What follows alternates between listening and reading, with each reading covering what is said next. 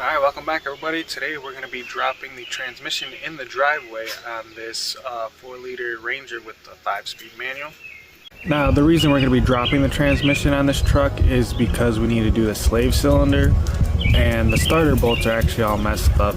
I guess they got cross-threaded, so we'll fix those hopefully while it's out, but let's dive right into it.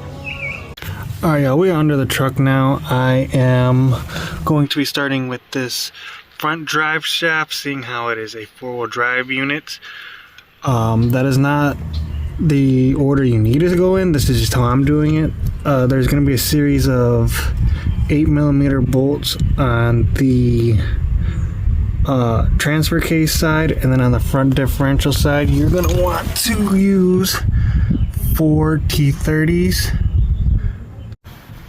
Alright, as you can see, I got my 8mm on there, and I'm just going to go through and loosen all these up. Alright, now we are going to move on to the front. Now that I got those out, there were 6 of them, and now we're going to remove the 4 T30s, and then we'll drop this front drive shaft. Okay, we have the front drive shaft out. Now, the reason I started with this was because it'll be a whole lot easier to get to the starter. Although I do have the starter dropped already, but it would have made it so much easier if that wasn't in the way.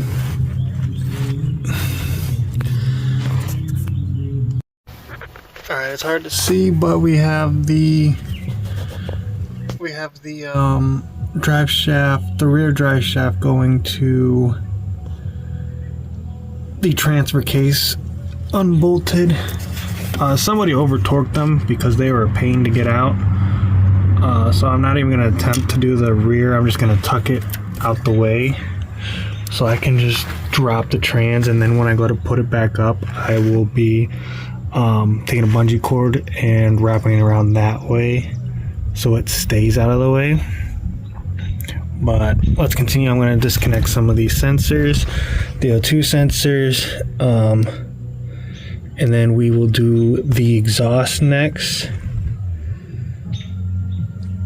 The clutch line right there, or the clutch, yeah, the line to the slave cylinder. Alright, it is hard to see, but I do have the wires undone. I just wanted to show you guys real quick how easy it is to get these clutch lines out. They either come with a little C-clip, or they come with this plastic, basically a tool on it already. You just push it in, and then you'll be able to pull the line out. It's that simple. Alright, y'all, we are on to the exhaust. I don't know if you guys can see this, but these bolts are not going to come off. So I think, wait 1 second. Let's see if we can get a better view. Yeah, if you can see, these bolts are not going to come off without a lot of effort. And seeing how the drive shaft took forever, I think I'm gonna come right back here and probably cut it here, because I'm sure they'll come off on the manifold side, and then I'll just get a fitting or have it welded up right there. But yeah, I think I'm gonna cut it, and then when it's out, I will cut off these bolts. There's 3 of them. I would cut them off in here, but it'll be easier to do it when it's out, because I can only get to this one. There's 2 up top that are in the same condition as that. Oh, sorry. That are in the same condition as that one. Alright, so yeah, I have the jack stand there to keep the other side of the exhaust from just dropping, but I am just going to cut it off right where I said I was going to.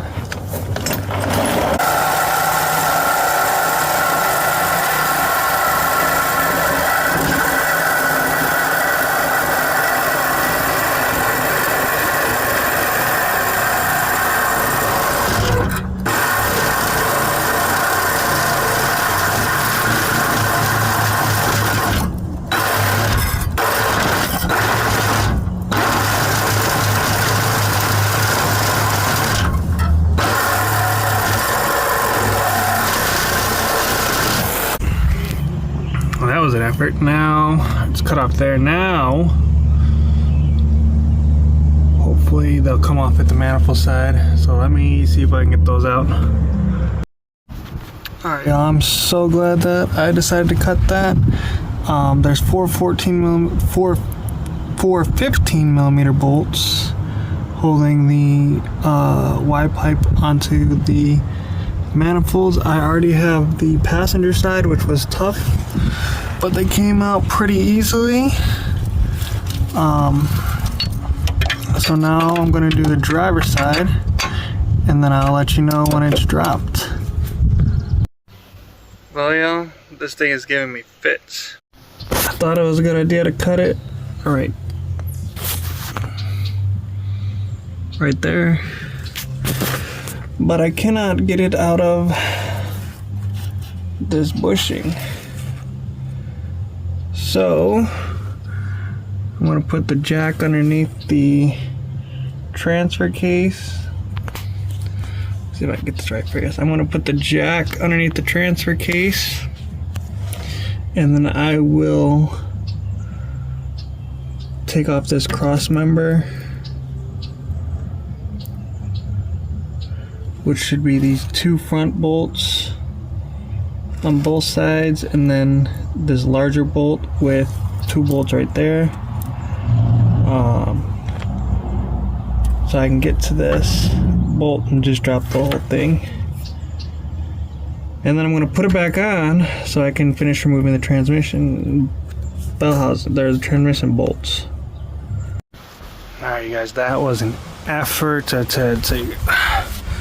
had the pry bar out, I had the sledgehammer, the little maul, all of that, just to get, because these are not gonna come out, especially that one's all stripped, and I didn't want to mess with it. Should have, but now when I go to reinstall, I'm gonna cut these off and put new ones in. So just a quick tip moving forward, if you guys are going to attempt this, I highly recommend that you take it to an exhaust shop and have them break all the bolts free or whatever they got to do. They'll probably use an acetylene torch, heat them up and get them out. Even if they charge you $50, I mean, it's well worth it. But now I'm going to continue. I have to put the trans cross member back in so I can remove the rest of the motor bolt, the transmission bolts to the motor, and go from there. Okay, we came in here and got the shifter removed. All it is this bolt that slides through. You take it off on one side, this longer side, right here, and it pulls it in, and then to loosen it, to get it out, you actually just screw it in onto the other side and it'll pull it out, and then you just pull the shifter up. Alright, I got the transmission cross member back in. I have the jack holding up the transmission just in case. There's no pressure on it. Obviously don't want to crack that. That would be a pain. I have all the bolts out except for two, and then we will be ready to drop the transmission, just these two bottom two.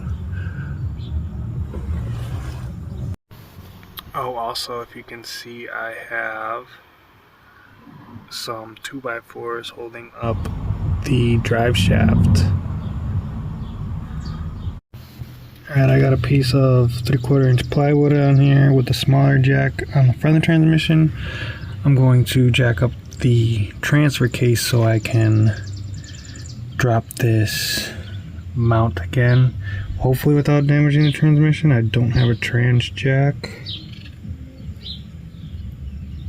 but we're gonna give this a try. Alright, the craziest thing is it worked.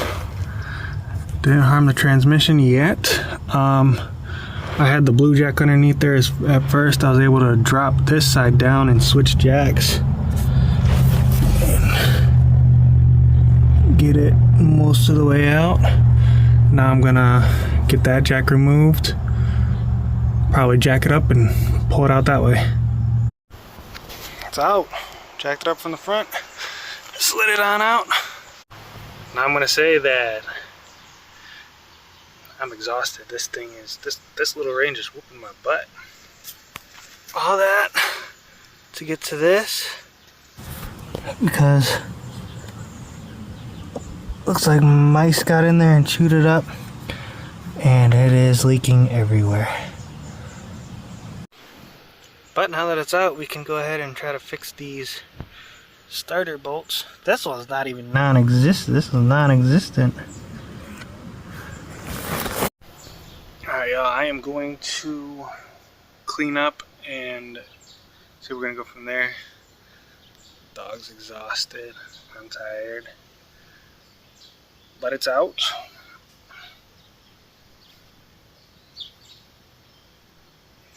Check it out. All this done in a gravel driveway too. Look at that mess. My wife's gonna be mad. Fix the driveway. Fix the driveway. Alright, yeah, let me clean this mess up. I got stuff everywhere. I do want to add, just do this at your own risk. This is clearly not the right way to do it. This is just the way I'm doing it. But it's out. So let's keep moving forward. Alright, y'all, we're going to cut it here. I try to keep the video short-ish. So we'll make this a two-part series. But it's out, which is great.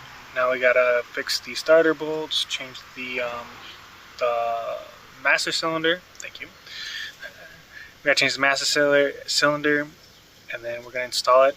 I did notice that the transmission is actually really light. It's the transfer case that's heavy, so I'm probably gonna separate the two and then install them separately just to make it a little bit easier, because I'm by myself and I don't have a trans jack and I'm doing it in the driveway. So yeah, just if you could hit that like button, it really helps out the channel. Subscribe, comment, tips, anything, just say whatever you want, and stay tuned for more. Thanks for watching.